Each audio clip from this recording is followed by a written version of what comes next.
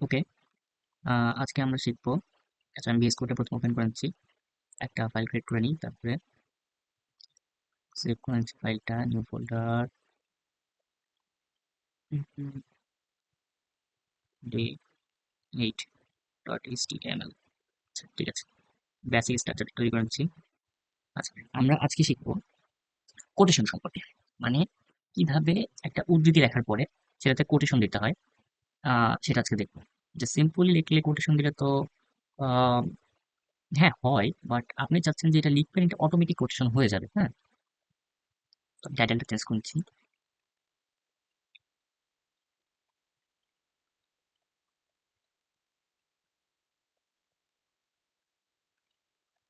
Quotation save করলাম, go to live সার্ভারে, sorry, go to live সার্ভারে যাবো, দেখি ঠিকঠাক কাজ করছে কিনা।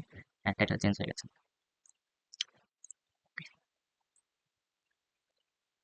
আচ্ছা, কোটেশন লেখার নিয়মটা, এখানে ট্যাগ ইউজ করা হয়, সেটা হচ্ছে পি ট্যাগ। হ্যাঁ,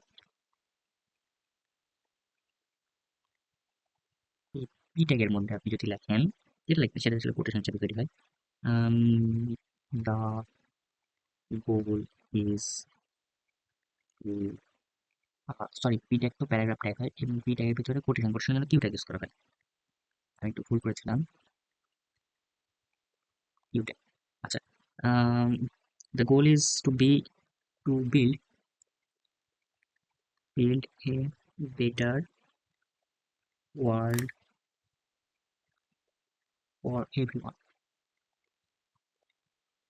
এখন এটা যদি আমি কন্ট্রোল এস দিয়ে সেভ করি, তাহলে এই যে দেখতে পাচ্ছেন, পি ট্যাগের মধ্যে আমি একটা প্যারাগ্রাফ নিয়েছি, এবং আমি যেটা লিখেছি কিউ ট্যাগের মধ্যে, এটা অটোমেটিকলি কোটেশন মার্ক চলে আসছে। তো এভাবে কোটেশনটা দেওয়া হয়।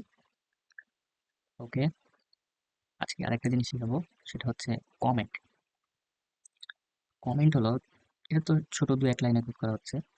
তো যখন ডেভেলপাররা বা আমরা যখন বড় বড় কাজ করি, কোনো ই-কমার্স ওয়েবসাইট বানাই, তখন তো কাজের কোডের সংখ্যা অনেক থাকে। লাইন এখানে মাত্র ১৬ লাইন। তখন ওখানে অনেক হাজার, হাজার লাইন থাকে। তখন কোন পার্টে কোন কাজটা করে সেটা মনে থাকে না।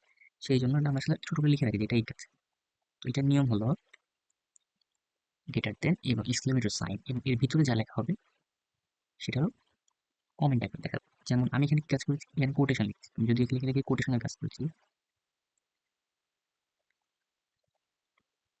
শাম কোটেশন, এবং এটাকে যদি ক্লোজ করি, কন্ট্রোল এস দিয়ে সেভ করলাম, দেখেন এখানে কিন্তু কিচ্ছু দেখাচ্ছে না নিজে স্ক্রিনে। যেখানটা লেখা আছে, আমি যদি তুলে দিই, এখন যদি আমি সেভ দিই, এই যে দেখা চলে এসেছে। এইভাবে কোটেশনটা করা হয় যে মনে রাখার জন্য, যে এখন আমি এই কাজটা করেছিলাম, এই পোর্শনে আমি এই কাজটা করেছিলাম, বুঝলাম, এই যে চলে গেল। ওকে, সরি। তো আজকের জন্য এতটুকুই। আশা করি আপনারা এগুলো সবগুলো কোড বাসাতে নিজেরা ট্রাই করবেন, প্র্যাকটিস করবেন ভালো মতো। ঠিক আছে, সবাই ভালো থাকবেন। আল্লাহ হাফেজ।